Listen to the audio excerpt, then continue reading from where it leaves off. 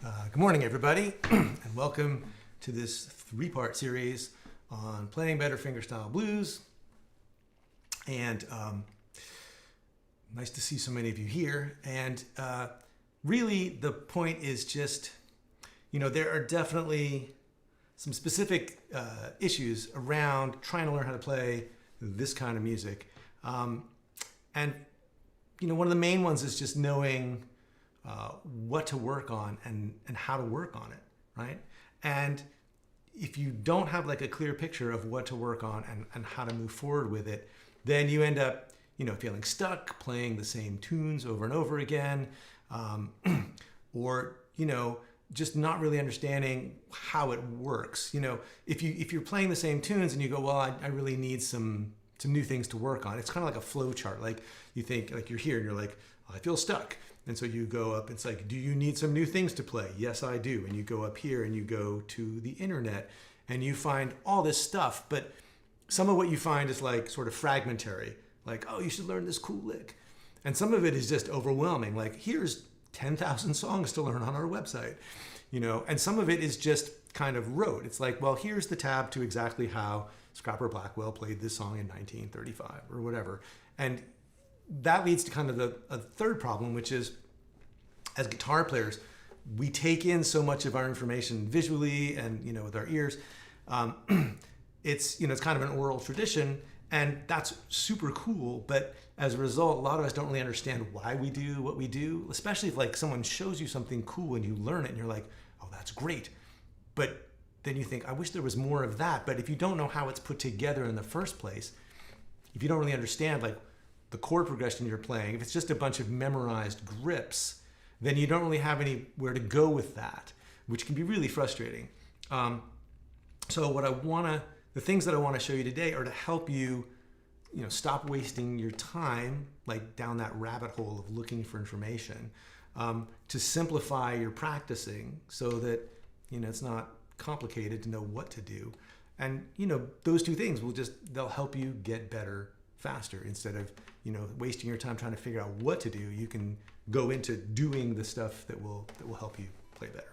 So the way we're going to do that is by breaking down fingerstyle guitar into just these three big areas, which are groove and improvisation and arranging. And so we'll look at groove today, and then in the next couple lessons we'll talk about improvisation and about arranging. But they all fit together. And the main thing here is just that playing fingerstyle guitar does not have to be like super mysterious. We're going to break it down into specific steps and specific areas, and not a lot of them, just like these three big areas. And just like you'll see with today's lesson, we're just going to take groove and break it down into just this three-step process. And when I say groove, I mean that as a catch-all for right hand coordination, or if you're left-handed, your picking hand coordination, right? Because what happens when you try to learn is either your thumb, like you feel like, my thumb, it won't, the thumb's cool, and then I start to play the fingers and the thumb goes, woo, I'm going to Bermuda. It doesn't stick around and do what it's supposed to do.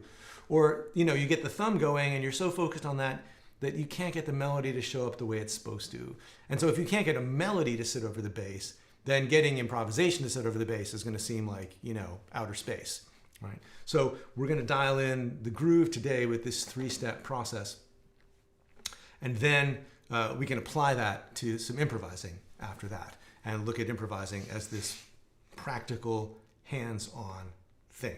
So right now, if you want to download the tab, there's several pages of tab that go with today's lesson, and there's a link right below me where you can just go and grab that. I'm also going to put some tab on the screen, but if you want to have that for later to carry around with you and look at in your copious free time, then you can go and get the PDF. So let's get into it.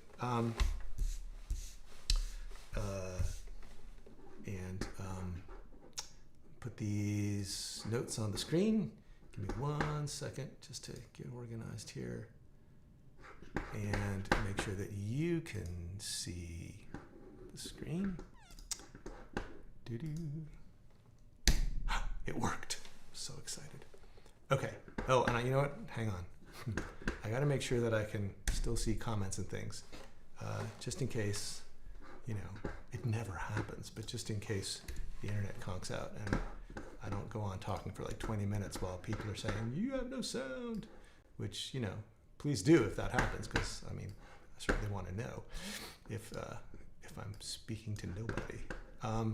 Okay, now I got you guys where I can see you, and just a little housekeeping here, and we should be off and running with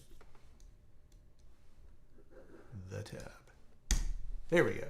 Okay, and I've gone way ahead of myself here. Hang on. Oh, because why? Because I'm lame. Hang on. That's not what I wanted to show you. I wanted it to be beautiful, full screen. That's just the handout. Stop me if this gets too slick and professional in showbiz for you. There we go. All right, I think I finally got this. Ta-ting. Crying out loud. All right. There we go. Okay, we're good. That was thrilling. And I still have you guys here. So there we go. Great. And we still seem to be streaming, so everything's beautiful. Let's get rolling. All right, so we're going to look at the tune Nobody's Fault But Mine. It's an 8-bar blues.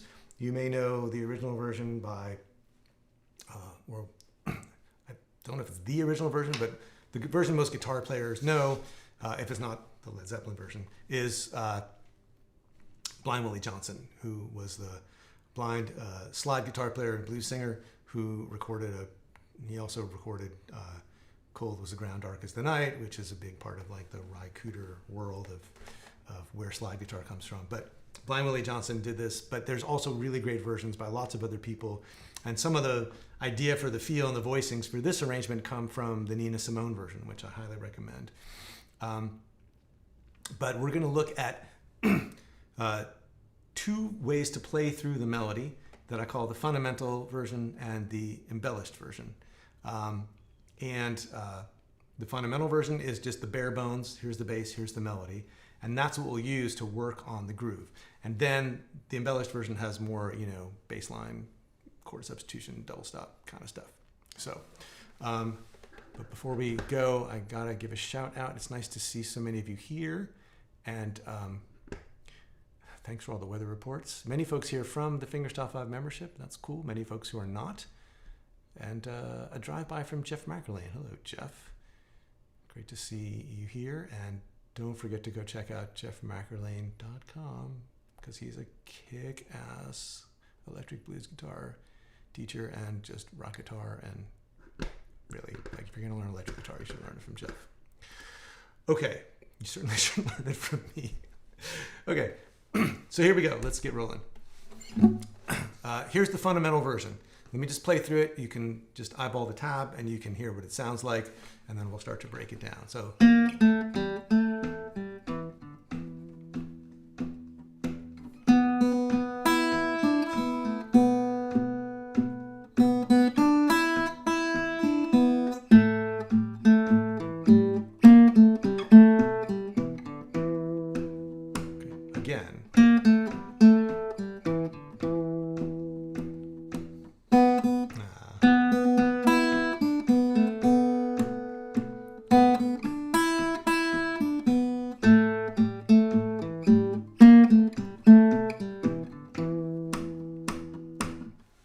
Okay, so it's just a bass line and a melody. And now, we're not going to break this one down so much, but just to show you where you can take the fundamental version to, here's the embellished version, which has got some double stops and it reharmonizes the tune a little bit. And it's got, you know, a couple of double stop like sort of responses to the melody. So here it is.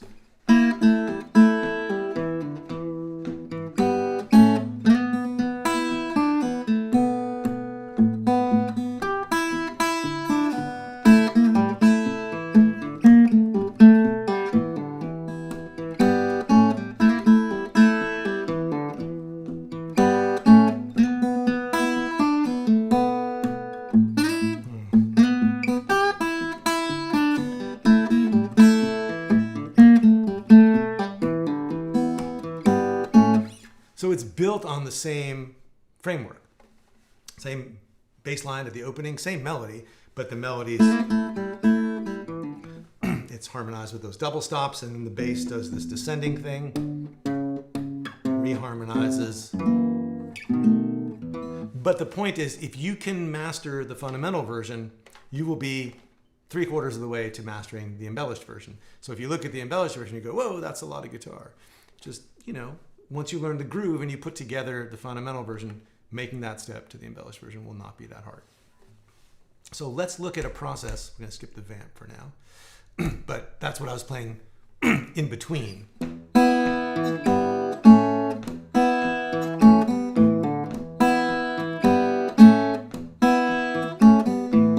And we can break that down towards the end if there's time, if you like. But here is this process that I call the horizontal 3-step, because the point is to think about this as music, which unfolds in time. It moves horizontally. So the melody is moving in time, the bass is moving in time. Those two things are happening horizontally, if you will, as opposed to vertically, which is when you look at, like, I'm doing this, and then I'm doing this, and then I'm doing this. Like, I want you to start thinking about the fact that you're playing bass and melody, as opposed to playing a series of grips, right? We'll get to the grips part. But the first thing to do is to isolate the bass. And the bass is the foundation for everything you're doing. It's the rhythm section.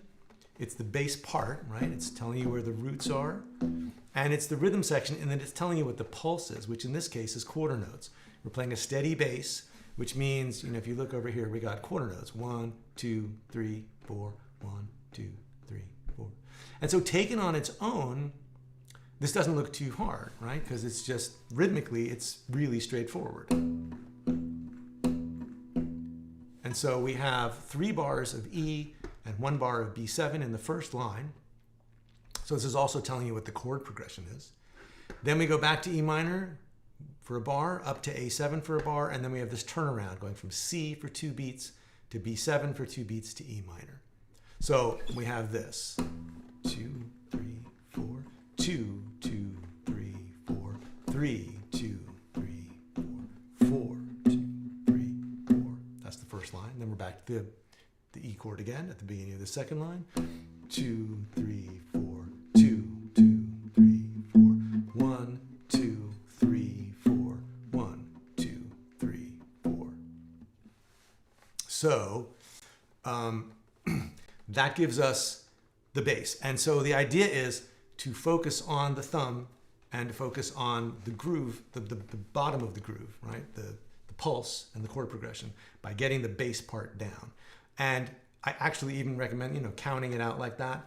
A lot of people will count the bars like that, like 1, and then they'll count the beats in between. 1, 2, 3, 4, 2, 2, 3, 4 for the second bar, 3, 2, 3, 4, and so forth. So that's a way to get started with the groove. And then especially notice, these are all open strings except for the B7, the C7, and the B7 again. And so when you get to the fretted notes, make sure that with your fretting hand, probably your left hand, maybe your right hand, with your fretting hand, make sure that you don't use a finger that isn't going to be available later. So think about a B7 chord and don't use like your pinky or your ring finger, to play that bass note. Use your middle finger because that's probably, let's see.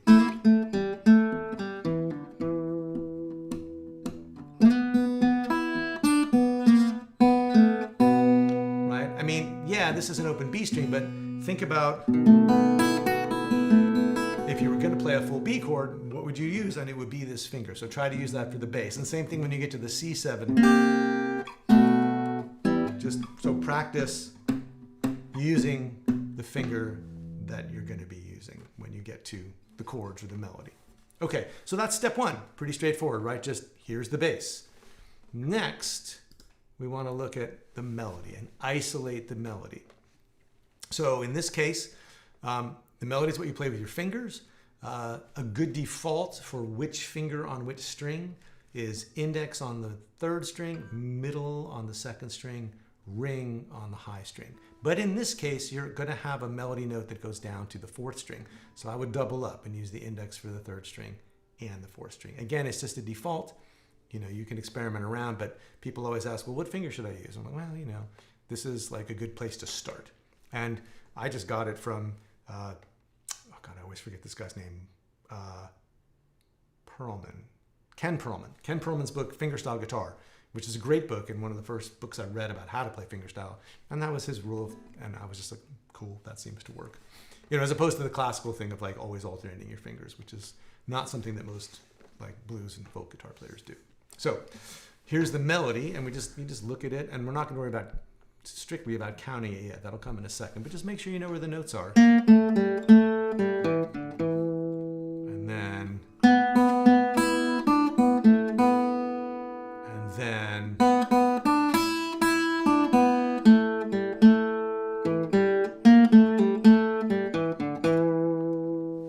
so I find it helps a lot to break it into phrases.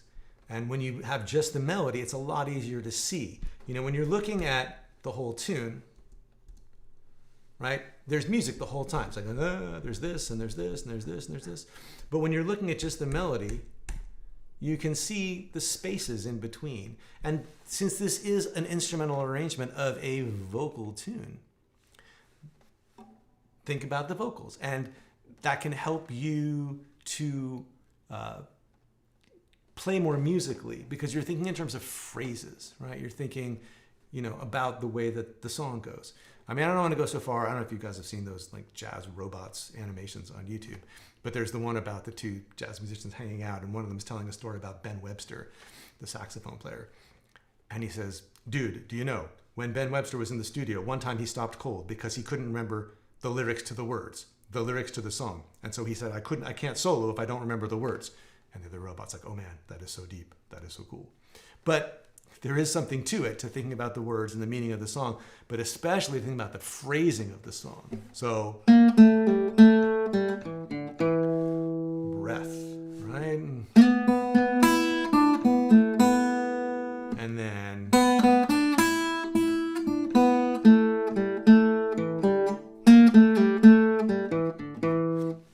because partly thinking in phrases is a mnemonic device. It's like, if you can remember, oh, there's 4 phrases to this song, it'll help you remember how the melody goes and what your fingers are supposed to be doing. So if we look at the actual breakdown of what's going on, it's the whole melody is built out of an E blues scale, which is just the E minor pentatonic scale with this flat 5 stuck in between the 4 and the 5. And so the whole melody is built out of that sound. So that opening phrase is all done with the index finger.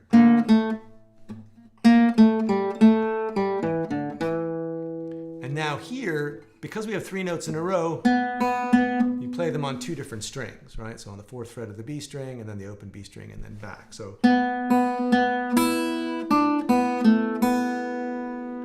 and then here, we're going to play 2 notes in a row on the B string.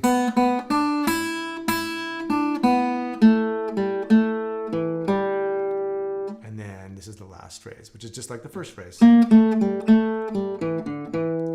Here's something that I always really love. When you start looking in terms of phrases, you can see the first phrase and the last phrase are the same. So there's really only 3 phrases you need to learn. This one, and this one.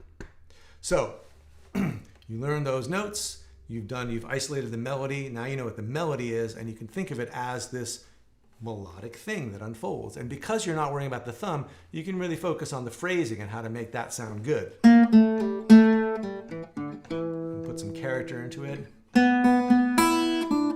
Some accenting, some dynamics.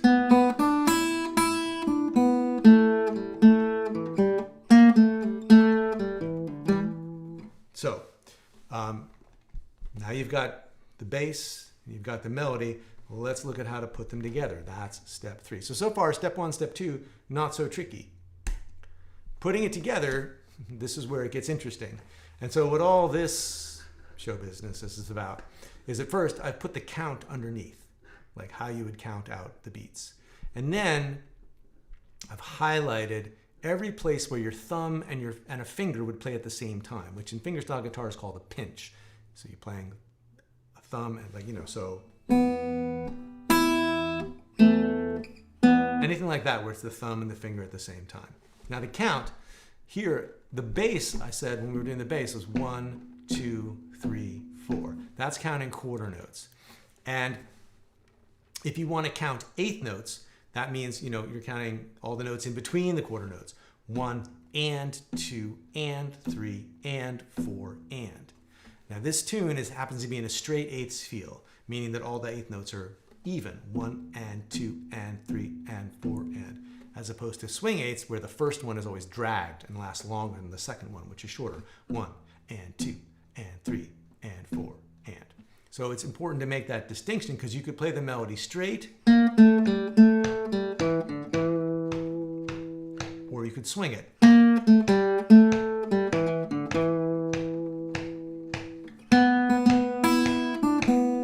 And sometimes the only way to really be sure if you're playing straight eighth notes or swing eighth notes is just to try to do the opposite and just get it into your head and your hands and go, oh, right, okay, that would be swinging, this is straight eighths, right? So if we're counting 1 and 2 and 3 and 4 and, then you can see that the melody in this first bar, you're playing on every eighth note. 1 and 2 and, except when you hold it, 1 and 2 and 3 and 4 and 1. Now, one of the things about blues and roots melodies in particular is that they have a lot of what's called syncopation. And syncopation is just one of those classical music terms that we use to apply to playing roots music. So it's not super exact, but the basic idea of syncopation is putting emphasis on notes where that emphasis does not belong, right? So in classical music, the idea is like you put the emphasis on the strong beats, right? So you should have 1 and 2, 3 and 4 and 1. Now there's tons of syncopation in classical music, and it's not that classical music's square and roots music isn't, because everybody knows like both kinds of music are super cool. But that idea, that definition of syncopation is something developed in classical music, and we're using it here because you can hear that that lacks a certain kind of momentum. And when you put the weight, when you anticipate this note, it's supposed to have that, you know, in a sort of, in an unsyncopated world, this note here, this A on the third beat, in an unsyncopated world, it would just land right there on beat 3. But we're going to play it on the and of 2 and hold it over. 1 and 2 and 3 and 4 and 1. Right? So now this is the syncopation because the weight is going on the and of 2. And that's what makes that phrase swing. Even though it's not literally swing eighth notes, it's what makes it sound cool. So the difference between this and this.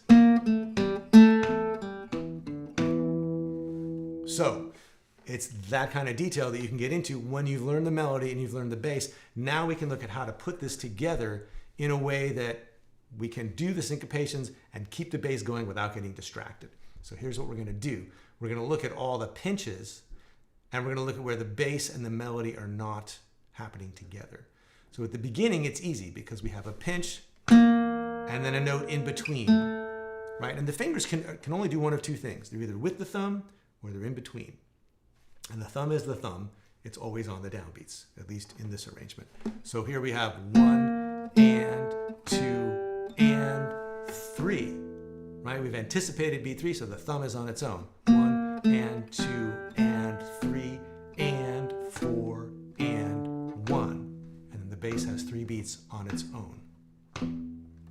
So it's that kind of detail, right, that will take you from guessing what you're doing to knowing what you're doing. And when you play, when you've worked through something like this, it is definitely not playing, it's practicing, right? Like you wouldn't sit around and do this for fun. The test of, like, you know, if you can tell if you're playing or you're practicing, if you were doing it at the kitchen table and someone who walked in would sit down and do what they needed to do or would get up and walk out of the room. If they get up and walk out, you're practicing. If they would sit down and hang out, you're playing. So just be clear about what you're doing. This approach is definitely practicing. It's not playing, right? It's not necessarily fun and relaxing and entertaining for you or anybody else around. But trust me, when you're done doing this, you'll be able to sit around and play in a way that feels way more relaxed and cool, because you will know where the notes belong and you won't be stumbling and you won't be guessing. And that will be awesome. So that's the first 2 bars. So now we look at what happens here. And again, it's more eighth notes. And here's the great thing. Okay, look at this. It's got the exact same anticipation on the and of 2. So the right hand is going to feel the same, even though we're playing different notes.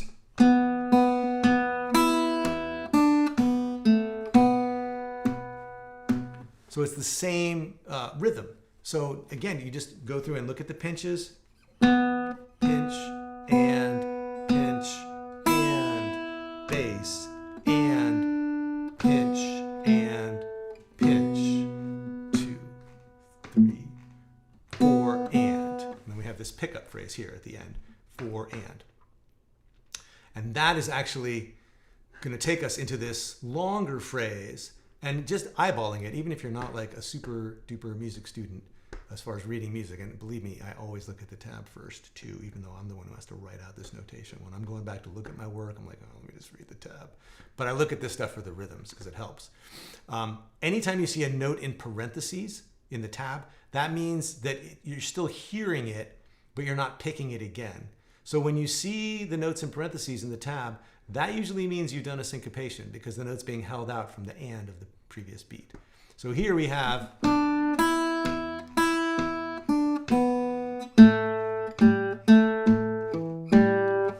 excuse me. So we've got a pinch on the downbeat of 1 and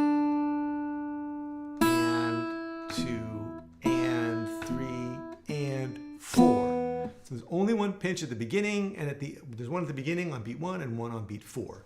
1 and 2 and 3 and 4. And then similar situation here, except there's a pinch on beat 2 as well.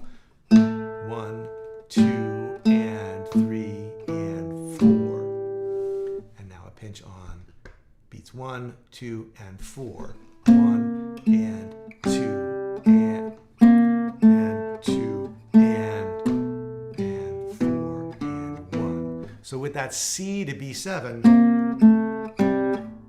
you have to actually let go of the bass a little early, and that's okay, because you've got to be able to be in this position to play the B7 comfortably. 1 and 2 and. You're going to jump like that and get the bass in place. And then the index finger is going to come in behind the middle finger, which is a little weird, but that's what makes it work. I mean, it's where you'd be to play a B7 chord. So the whole thing, I'll play it slowly. You can watch the pinches and the count go by. 1, 2, 3, 4.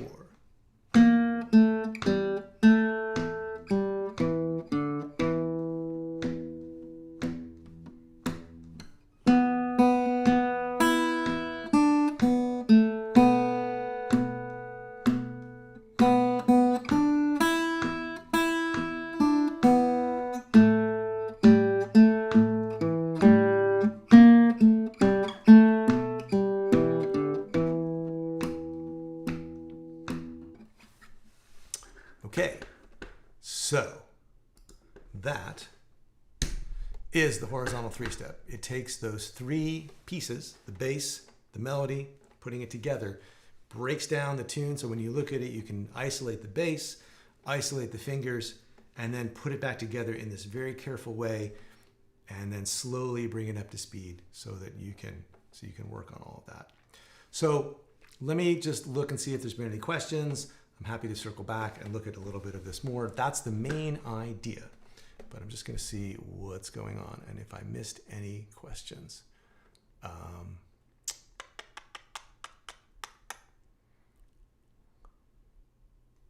It's raining everywhere but here. I'm a little jealous.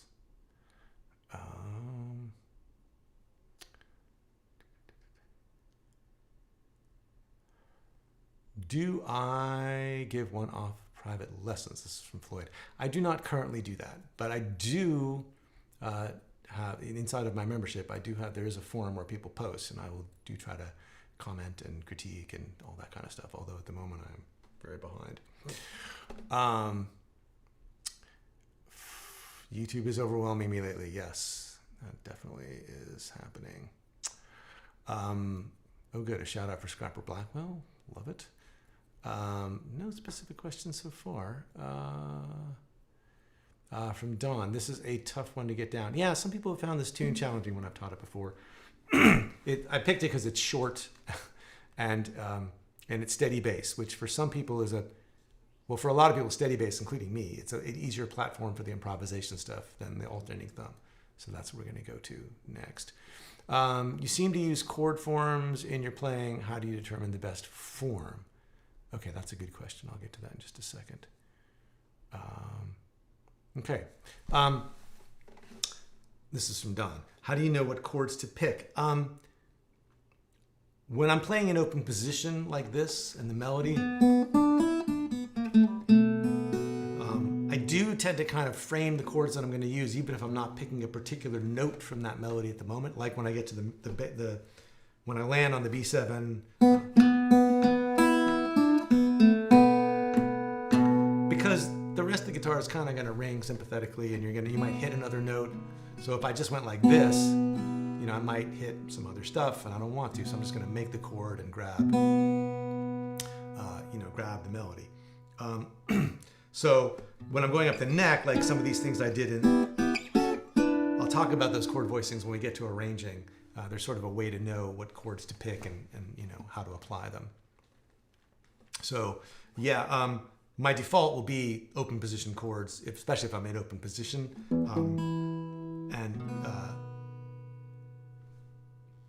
And then, I do have sort of a thought process for like learning how to harmonize things with different kinds of voicings, which I can talk about a bit next week. Okay, for Mike, is the groove mainly practice in the isolated melody session? Not sure I quite understand the question, but the groove is the result of isolating the bass, isolating the melody, and locking them in with the time when you put them back together. So I suppose it starts with the bass and making sure that you're playing the bass on the beats in this case, which could be practicing with a metronome or, some other kind of thing to keep the pulse. Also, a really good trick, if you really want to find out where your time is at, then record or video yourself with a metronome and then watch it afterwards. It's the only way to get like an outside look, and you're basically measuring yourself against the metronome. It's a calibration, and it's not a bad thing if it turns out that you're all over the map, because the metronome's just a ruler.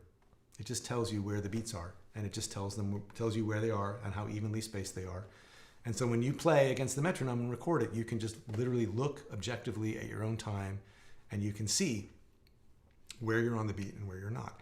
And it's not that you need to be metronomic yourself. Like, I get it. Like, music is a feel thing, and the time is going to move around the beat. And you can find you don't have to look hard at all to find classic recordings where the tempo fluctuates. There's Gary Davis recordings where he's playing almost twice as fast by the end of the 3 minutes as he was in the beginning. I'm sure in the intro that I played just now, I sped up. In fact, I know I did, because I always do. I start off with the best of intentions to keep the tempo at a certain place, and then just get excited and it speeds up. But I'm working on it, as I always am. So it's locking in the bass, and then understand. So it's making sure the bass is on the beats, because then when you're not playing to a metronome, then you're the calibration. Your thumb is the calibration against which you play the syncopations in the melody. So you want to make sure the melody, that you understand where the 1 and the 2, 3, 4, and where the ands are, and that the melody's falling on the proper moments, like the right eighth notes, right syncopations. And then when you go to put the bass and the fingers together, then you look at it and go, okay, where are the pinches? Because that's the downbeats. Where do the fingers land in between? Those are the offbeats. When you can put all that together, you will be a long way down the road towards improving your groove, because you'll have all the right information in all the right places. I mean, right is always a hard word in music, but like you'll have, for that particular arrangement, you'll have the proper, stuff in the proper places. And then you can work on, feeling more relaxed and playing it with more intention and playing with some dynamics. So all that stuff contributes to your groove as well. But we're starting with the tangibles, right? Like I can't necessarily get inside your head and inside your hands and inside your aesthetics to say like, hey, it would sound good to push the beat here, or hey, it would sound good to play quieter here, right? I can show you the mechanics, which is how to get those notes into your hands and make sure that they're really dialed in as far as where the time is. And then after that, that's where your sensibilities and your feel take over. So I hope that sort of answers the question. I feel like there was another question.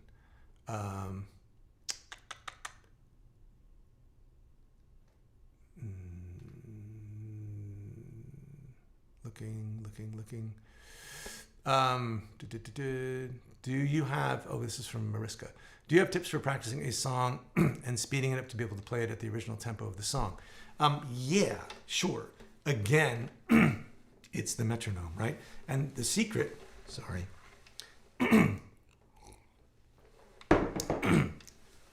is starting below the tempo that you want it to be at, right? You start at like kind of the lowest common denominator, right? Which means out of every measure in the tune, which one do you have to play the slowest to get it accurately, right? So if it's this one, then you figure out how slowly you need to play it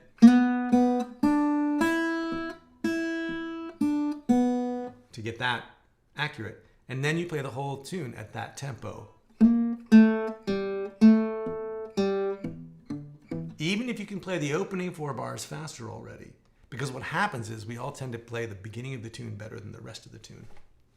So starting slowly, and starting as slowly as you need to get the least, the part you have the least down to where it really works. And another tip is to start at the back. Like instead of practicing from the front to the back of the tune, if you've got 8 measures, start in measure 8. Learn measure 8. Then go back and learn measure 7. And then try to put measures 7 and 8 together. And then go back to measure 6 and measure 5. Just keep working your way backwards so that, as you get through the tune, you get to parts that you know better and better, which would be kind of a nice novel change, right? As opposed to like starting the tune and then falling off a cliff. So that's an idea for sure. Okay, from Jack. I have a real problem getting the rhythm and timing right on Musical Sleeping Ibis on the second page. First 2 bars of the embellished. Could you count that out like this? I think I do in that lesson. This is a question about a tune in the membership. And since I don't know offhand which measures that means, I will address that in this afternoon's membership live stream, which is happening later today. So if you remind me of that, or I'll come back and make a note of this and I'll make sure to talk about that. But I got to go check on that and make sure I know what I'm talking about. I don't want to just guess right now because I could very well tell you the absolutely wrong thing. But good question. Okay, so let me just, we're almost done here, but let me just go back and just point out that if you were going to do the vamp, I'm sorry, not the vamp, the embellished version, you could take the same approach. And if you just eyeballed it, you'd see that the bass was almost the same for the first 4 bars. Measure 3. Oh wait, there's this bass part, right? So you got to watch out for that. See, I missed it myself. So it's a measure of E, and then it's a measure of E, but with this bass going up from to G to A, and then back to E, and then going up to B, but then the B goes down to A. So you'd isolate the bass. You'd go, okay, 1, 2, 3, 4, 1, 2, 3, 4, 1, 2, 3, 4, 1, 2, 3, 4. And then you'd have this new bass line here. So you'd look at just the bass. So you'd have E, D, and then we're here, C# sharp, C, F sharp, B, E, and then that little bass run again. So that's, you know, a lot more information. But if you just look at that, you can get that down.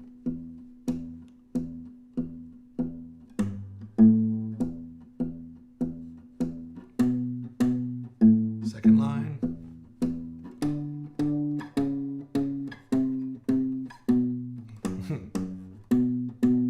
Right? And so that would be a way to just look at this and isolate the bass. And then you'd go look at the melody and you'd see all these double stops. But you'd also could look and see that it's basically the exact same melody in the first couple bars.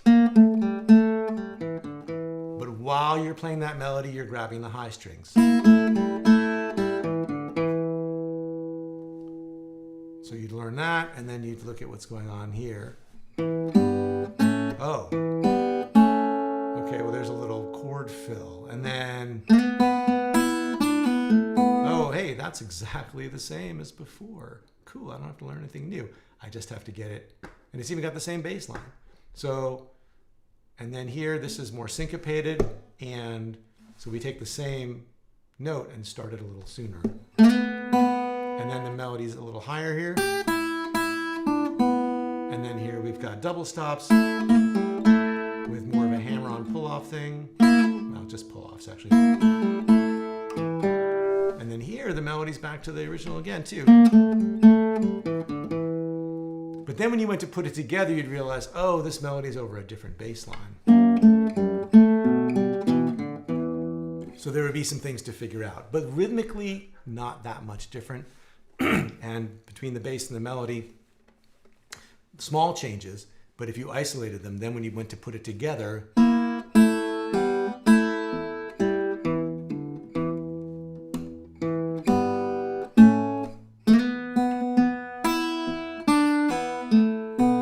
here's the bass going down.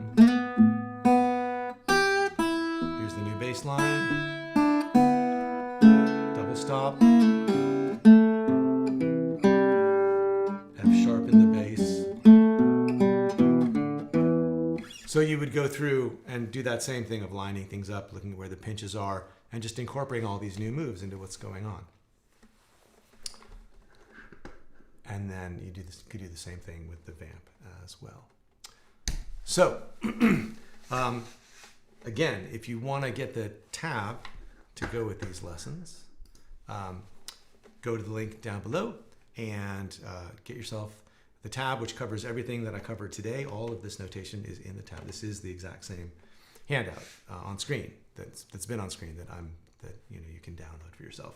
And then come back on Saturday, where we'll take this same tune and we'll look at the 5 kinds of phrases that almost everybody uses to play blues, and we'll apply them and look at some sample solos and just look at how it doesn't really matter. Like, it's less important worrying about scale choices and more important to look at your phrasing within that. We're going to use basically just use one blues scale to improvise over the whole thing. So download the tab, come back Saturday. I hope this helps you. Really, the idea is just so you can stop guessing what to do, right? There's nothing worse than feeling like you know what you want to get better at, but you're just kind of, you sit down to play, you're just kind of guessing. You don't really know. Or getting lost online, like we were talking about, just spending all your time looking for lessons, but not actually finding, what you want to do. So you end up learning all this kind of fragmentary stuff. This is a very step-by-step way to go through learning the groove and learning a tune, and just, getting through. It's just 3 steps. Just isolate the bass, isolate the melody, put them back together. And similarly, there's just really going to be like 3 steps to working through this song, which is work on the groove, work on the improvisation, and work on the arranging. So what I want for you is just to be able to, know what to work on and know how to work on it. So when you sit down to practice, it feels satisfying. So you feel like you're actually making progress instead of just kind of spinning your wheels when you sit down to play. So thanks for being here. Hope you've enjoyed it.